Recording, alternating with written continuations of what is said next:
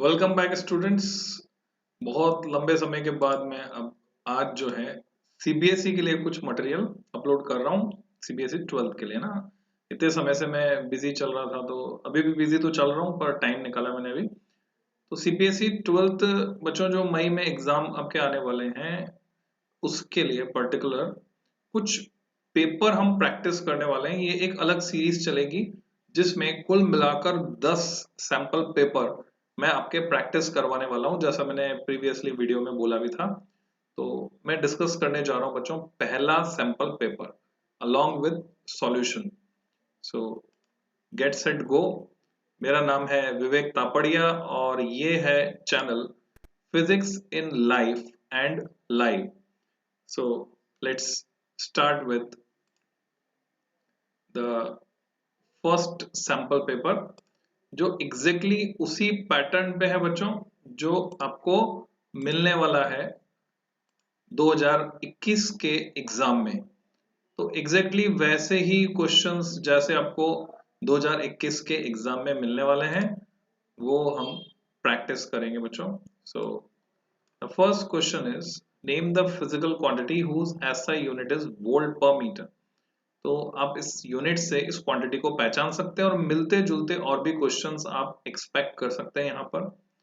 तो ये क्या है? इलेक्ट्रिक फील्ड है, आप जानते हैं। इसकी एक और यूनिट भी होती है, न्यूटन पर coulomb. State the applications of ultraviolet radiations.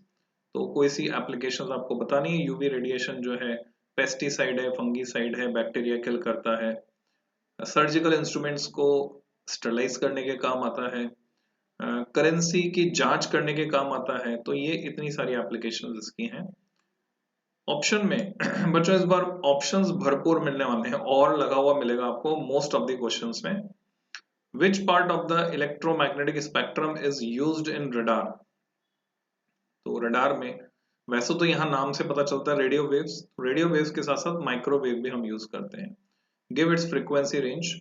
तो लॉन्ग डिस्टेंस रडार के लिए हम प्रेफर करते हैं माइक्रोवेव को, और माइक्रोवेव की जो फ्रीक्वेंसी रेंज है, या तो आपको स्पेक्ट्रम के बेसिस पर याद हो तो अच्छी बात है, नहीं याद है तो याद रखने का तरीका है बच्चों, रेडियो वेव के ऊपर जो जाती है वो आती है माइक्रोवेव। तो कैसे हम स्पेक्ट्रम को याद रखते हैं, मैं एक बार फिर से आपको याद दिला देता हूँ। थ्योरी में ऑलरेडी मैं इसको पढ़ा चुका हूं, फिर भी दोबारा से हम डील कर लेते हैं बच्चों। आपको याद तो ये होगा कि विजिबल रेंज जो है, यानी विबग्योर। सो विबग्योर सभी बच्चे छोटी क्लास से ही समझने लगते हैं, और 12th में जब आप आते हो तो आपको रटवा दिया जाता है 400 नैनोमीटर। ये है वेवलेंथ की बात मैं कर रहा हूँ, फिर मैं फ्रीक्वेंसी की बात करूंगा, से लेकर 700 नैनोमीटर। अगर आपको वेवलेंथ पता है तो फ्रीक्वेंसी आप निकाल सकते हैं, क्योंकि न्यू जो है फ्रीक्वेंसी वो होता है c अपॉन लैम्डा। तो इससे फ्रीक्वेंसी निकाले जाता है। और इसमें जो सेंट्रल रीजन है येलो, उसके लिए हम याद रखते हैं 555 यानी 555 नैनोमीटर। तो अब रेड से और इधर आएंगे तो आएगा इंफ्रारेड, और इंफ्रारेड के बाद और आते हैं तो माइक्रोवेव आ जाती है, वही हमको चाहिए। और इधर जाते हैं तो रेडियो वेव आती है। इधर ऊपर जाएंगे तो अल्ट्रावायलेट आएगा, यानी इस साइड जाने पर जिधर मैं एरो लगा रहा हूँ फ्रीक्वेंसी बढ़ती जा रही है। एक्सरे आएगी, देन गामा रे आएगी। ये पूरा स्पेक्ट्रम आपके टिप्स पर होना चाहिए। एक्सरे की वेवलेंथ हमें पता है 10⁻⁻10 मीटर। अब यहाँ और आगे जाते हैं तो दो दो पावर का डिफरेंस आता जाता है बच्चों। इसकी वेवलेंथ ज्यादा होगी, इस साइड जाएंगे तो वेवलेंथ बढ़ेगी, तो -8, और इधर जाएंगे तो घटेगी यानी -12।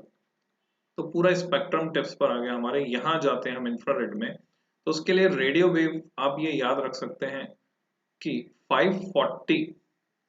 अब मैं बोलूंगा हर्ट्स, तो वो तो रेडियो नहीं है, हम सुन सकते हैं 20 किलो हर्ट्स। तो 20 किलो हर्ट्स से तो ऊपर ही होगा। तो 540 किलो हर्ट्स से लेकर ये फ्रीक्वेंसी आ गई। अभी तक ये हम यहाँ नैनोमीटर मीटर में बात कर रहे थे, वो वेवलेंथ थी, ये फ्रीक्वेंसी है। 1600 यानी फ्यू मेगाहर्ट्ज बोलते हैं, 1.6 मेगाहर्ट्ज या 1600 किलोहर्ट्ज। 1500 भी लिखा रहता है कुछ बुक्स में, डजंट मैटर। ये रेडियो वेव्स है। और इसके ऊपर जाएंगे मेगाहर्ट्ज में, तो टीवी वाली जो रेंज आ गई माइक्रोवेव में, वो पूरी रेंज यूटिलाइज होती है, यानी 10 मेगाहर्ट्ज से लेकर 100 मेगाहर्ट्ज तक, तो वो रेंज यहाँ पे आ जाती है अप्रोक्सीमेटली। तो इसके ऊपर ही आ जाती है, पर हम बीच की रेंज अगर लें तो 10 मेगाहर्ट्ज, गीगाहर्ट्ज में जाएंगे तो और आगे चले जाएंगे हम, 10 मेगाहर्ट्ज से लेकर ये आ जाएगी, यानी बीच में थोड़ी रेंज और छोड़ दी मैंने, है ना। तो जैसे टीवी के सिग्नल की बात करें तो माइक्रोवेव लिंक होता है और 100 से 200 मेगाहर्ट्ज होता है, तो अप्रोक्सीमेटली इतना। अगला सवाल है what is wave front and Huygens principle. आपको बताना है वेव फ्रंट क्या है और हाइगन्स प्रिंसिपल क्या है। तो वेव फ्रंट के लिए बहुत ही सिंपल है, surface of constant phase is called wave front. तो रिदम में है डेफिनेशन, आप आसानी से याद रख सकते हैं, सरफेस ऑफ कांस्टेंट फेज। तो ये 3 सवाल और यहाँ पे जवाब फिर से रिवीजन कर लीजिए। UV radiation to preserve food stuff to sterilize the surgical instrument, microwave are used in the frequency range 10 spot 10 to 10 spot 12 hertz। so यहां पर कुछ गड़बड़ है बच्चों, क्या गड़बड़ है, we have to check that। 10 spot 10 hertz to 10 spot 12 hertz ये कौन से कितने हो गए, गीगा अगर बात करें तो काफी ऊपर हो गई रेंज। तो जो आंसर यहां दिख रहा है रडार का, माइक्रोवेव का, मैं वेरीफाई और कर लेता हूं, गूगल से पूछ लेते हैं हम। Okay Google, what is the frequency range for microwaves? According to ScienceDirect.com, microwave frequencies range between 10 to the power of 9 Hz to 1000 GHz with respective wavelengths of 30 to 0.03 centimeters. Okay students, 1 GHz to 1000 GHz, तो ये थोड़ा सा ज्यादा हो गया, 10.9, एक power का अंतर हो गया। और मैंने जो कैलकुलेशन की थी उसमें मेरे से क्या मिस्टेक हुई वो समझो, जिससे भाई हमें अपनी गलतियों को समझते हुए चलना है। हो सकता है मैंने जानबूझ के मिस्टेक की, हो सकता है मैंने अनजाने में मिस्टेक की। मेरे से ये मिस्टेक हुई, जब हम मेगा हर्ट्ज तक की बात करते हैं then it is radio waves. For example ये जो फोन है ये यूज कर रहा है 900 मेगा हर्ट्ज का signal and it is not microwave. नहीं तो यहाँ पर अगर हम वो रखते हैं क्या बोलते हैं मकई के दाने, तो उनके मकई के फूले यानी पॉपकॉर्न बन जाते हैं, तो वैसा तो कुछ हो नहीं रहा है। So it means 100 mega hertz, sorry 900 mega hertz, तो 900 मेगा, अब 1000 मेगा हर्ट्ज पे अगर जाते हैं हम 100 मेगा हर्ट्ज और बढ़ा लेते हैं अगर, तो ये बन जाता है 1000 मेगा हर्ट्ज जो कि 1 गीगा हर्ट्ज के बराबर है। तो उसके बाद माइक्रोवेव यूज होगी, ठीक है। अब रडार में मैंने जो बताया वो भी सही है, अगर रेडियो वेव यूज कर रहे हैं हम, और रेडियो वेव यूज नहीं कर रहे माइक्रोवेव यूज कर रहे हैं, तो 10.10 से 10.12 हर्ट्ज या 10.9 से 10.11 हर्ट्ज भी अगर आप लिखेंगे then it is quite okay, इसको कोई भी काटेगा नहीं। ओके नेक्स्ट क्वेश्चन, अच्छा answer 3, wave front is the surface of constant phase. According to हाइगन, every light source acts as a source of disturbance from which disturbance propagates along all possible direction with the speed of light in form of wave। अगर यही question 2 number में आता तो हम इसको और describe करते हैं बच्चों, 3 पॉइंट्स में डिस्क्राइब करते, जैसे मैंने थ्योरी पढ़ाते वक्त समझाया था आपको, हम उसमें वेवलेट की बात भी करते हैं। So next is what is the direction of the force acting on a charged particle q moving with a velocity v in a uniform magnetic field b। तो ये आप अच्छे से जानते हैं, डायरेक्शन कैसे निकालेंगे, फ्लेमिंग्स लेफ्ट हैंड रूल से निकाल सकते हैं, क्रॉस प्रोडक्ट से निकाल सकते हैं। Why do the two parallel conductors carrying current exert force on each other? दोनों अपना अपना मैग्नेटिक फील्ड डेवलप कर रहे हैं, उनमें इंटरेक्शन होगा, उसकी वजह से अट्रैक्शन या रिपल्शन का फोर्स लग सकता है वहां पर। Why do lenses of large aperture suffer from spherical aberration? Because aperture अगर बड़ा है तो मार्जिनल रेज वहां प्रेजेंट होंगी जो कि पैराक्सियल रेज से पहले ही फोकस हो जाती हैं आफ्टर रिफ्लेक्शन, और उसकी वजह से डिफेक्ट होता है। पर मैं आपको याद दिला दूं, क्योंकि मिरर्स एंड रिफ्लेक्शन आपके सिलेबस में 2021 में नहीं है, तो ये क्वेश्चन नहीं पूछा जाएगा अबाउट रिफ्लेक्शन। अब आप बोलेंगे कि आपने फिर पेपर में क्यों डाला? बच्चों पेपर मैंने नहीं बनाया है। अब अगर आपने फ्रंट पेज गौर से देखा हो, क्रेडिट गोज टू केवी संगठन, ये केंद्रीय विद्यालय में उपलब्ध कराए गए पेपर्स हैं जो वहां के मेहनती और लगन से काम करने वाले टीचर्स ने बनाए हैं। So credit goes to them, ये सारी मेहनत उन्हीं की है बच्चों। तो पेपर जो है काफी अच्छे, मतलब ये वही लोग बना रहे हैं जो कि जिनके बनाए हुए क्वेश्चंस एग्जाम्स में आते हैं। अब हो सकता है उनके पास इनपुट ना हो इसलिए ये जुड़ गया हो, तो इट डजेंट मैटर, हमें तो पता ही है, हम स्क्रीनिंग कर लेंगे, हम उसको छान लेंगे।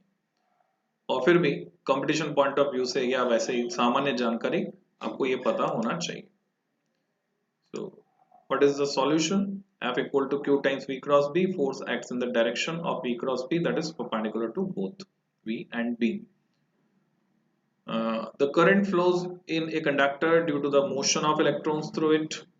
When a current carrying conductor is placed inside magnetic field, the electrons moving inside the conductor experiences force due to the magnetic field in a direction perpendicular to the length of conductor.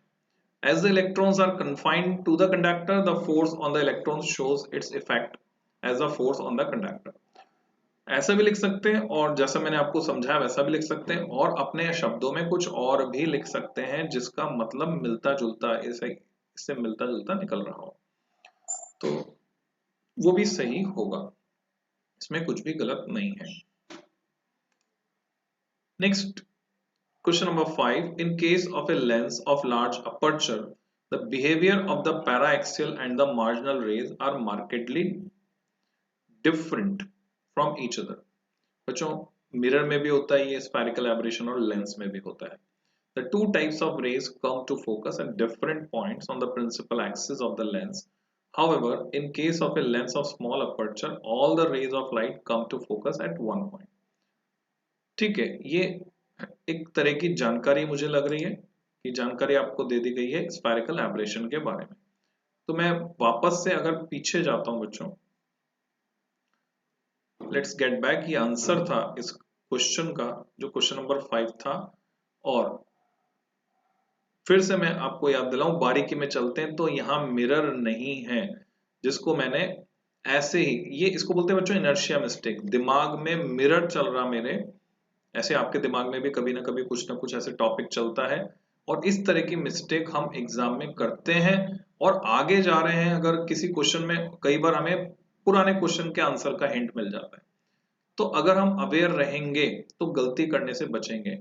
मैंने इतना बड़ा comment भी कर दिया केवी संगठन के बनाए हुए पेपर पर कि मिरर सिलेबस में नहीं है, तो मिरर को लेकर नहीं पूछा गया है सवाल, ध्यान से देखिए, लेंसेज को लेकर पूछा गया है। And lens is well with in the syllabus, lens पर आपसे सवाल पूछे जाएंगे। So this question is with in the syllabus for 2021 और इसका जवाब यहां पर आपको देखने को मिला है। ठीक है, और जैसा मैंने समझाया था वैसा भी आप लिख सकते हैं। मिरर के लिए भी ये डिफेक्ट होता है, मिरर के केस में रिफ्लेक्शन हो जाता है, लेंस के केस में रिफ्रैक्शन होता है। This is the basic difference. Next question है, find the maximum velocity of photo electrons emitted by radiation of frequency 3 into 10⁻15 hertz from a photo electric surface having a work function of 4 electron volt.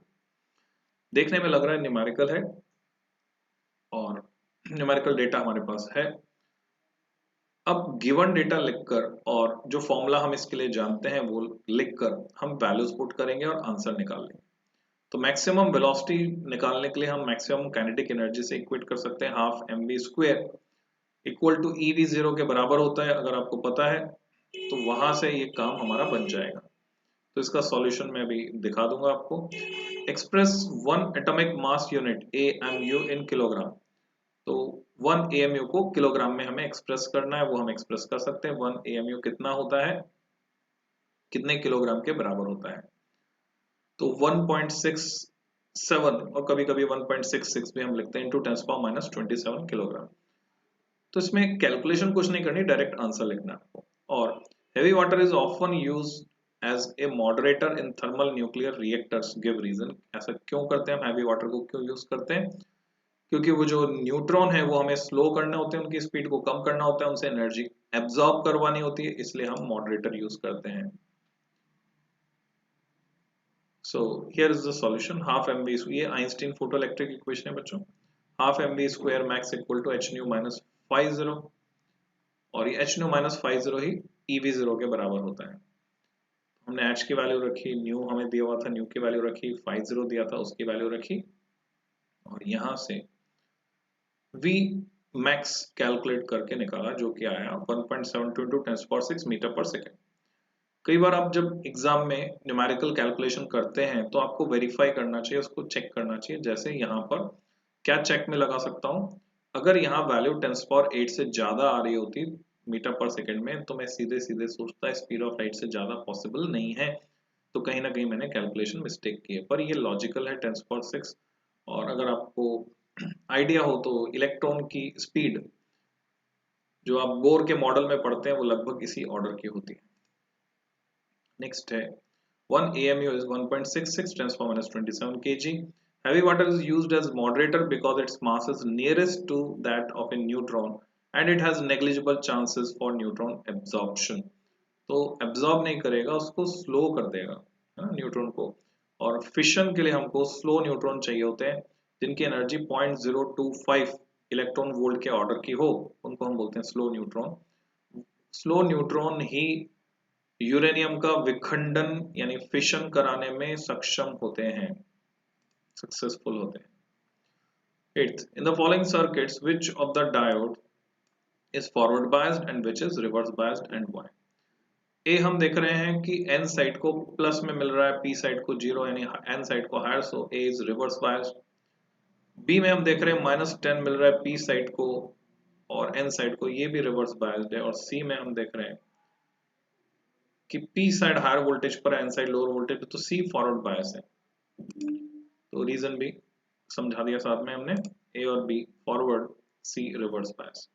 The circuit shown in figure A can be redrawn as shown in figure, यहाँ पर explain किया, as P section is connected to negative terminal of the battery। बच्चों ऐसा आप detail में जा सकते हैं, जाना चाहें, आपको टाइम परमिट करे तो, अदरवाइज आप सीधे लिख सकते हैं। तो फिर से देखते हैं क्या क्वेश्चन में पूछा गया है। तो जवाब है यहाँ पर, देखो ध्यान से, why। तो क्वेश्चन में पूछा गया है बिकॉज, why पूछा गया है तो आपको एक्सप्लेनेशन देना पड़ेगा, चाहे वो सवाल 1 नंबर का हो चाहे वो 2 नंबर का हो। क्वेश्चन की देखो दो बातें हैं, मार्क्स को सेटिस्फाई करना है, वेटेज को सेटिस्फाई करना है, क्वेश्चन की डिमांड को सेटिस्फाई करना है। अब इसमें प्रायोरिटी किसको देनी है, तो प्रायोरिटी हमेशा रहेगी क्वेश्चन की डिमांड, उसको सेटिस्फाई करेंगे, एंड सेकेंडली हम मार्क्स को सेटिस्फाई करेंगे। तो यहां कम नंबर में ज्यादा पूछ लिया गया है तो ज्यादा बताकर आना होगा।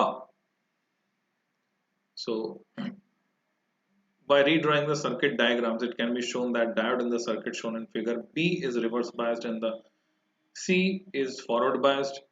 तो A भी जो था वो क्या था, रिवर्स बायस था। A की बात यहाँ पर क्यों नहीं की, देखते हैं, वापस पीछे चलते हैं बच्चों। A is also reverse biased, तो A and B both are reverse biased and C is forward biased। Okay, what is mean by the non-magnetic material, ये क्या होता है, एंड व्हाट आर फोटोडायोड्स, ये अलग अलग क्वेश्चन, ये शुरू के 10 सवाल आपके एक एक नंबर के रहेंगे और इसी तरह के होंगे। So non-magnetic materials are those materials which are not affected by magnetic field. The junction diodes made from light okay, पहले तो हम इसको थोड़ा सा एनालाइज करें। नॉन मैग्नेटिक मटेरियल किसको बोलेंगे, तो जो मैग्नेटिक फील्ड से अफेक्ट नहीं हो रहा है उसको हम कहेंगे नॉन मैग्नेटिक मटेरियल। जैसे वुड क्या वुड पर मैग्नेटिक फील्ड का कोई असर होता है, नहीं होता है, तो नॉन मैग्नेटिक मटेरियल हो गया। The junction diodes made from light or photo sensitive semiconductor are called photodiodes. It conducts when light is incident on the junction of the diode. आप चाहे तो मिलती जुलती लैंग्वेज में और कुछ भी लिख सकते हैं जिसका मतलब यही निकलता हो, ठीक है, लाइट सेंसिटिव सेमीकंडक्टर, क्योंकि फोटो डायोड को लाइट सेंस करना है, लाइट सिग्नल को इलेक्ट्रिकल पल्स में ये बदलता है। तो फोटो डायोड के बारे में आप डिस्क्राइब कर देंगे 1 नंबर के हिसाब से। तो बच्चों ये हमने डिस्कस किए 10 सवाल 1-1 नंबर के।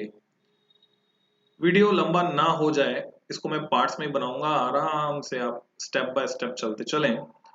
तो असर्शन रीजन यानी क्वेश्चन नंबर 11 to 16 हम डिस्कस करेंगे next part of the video में।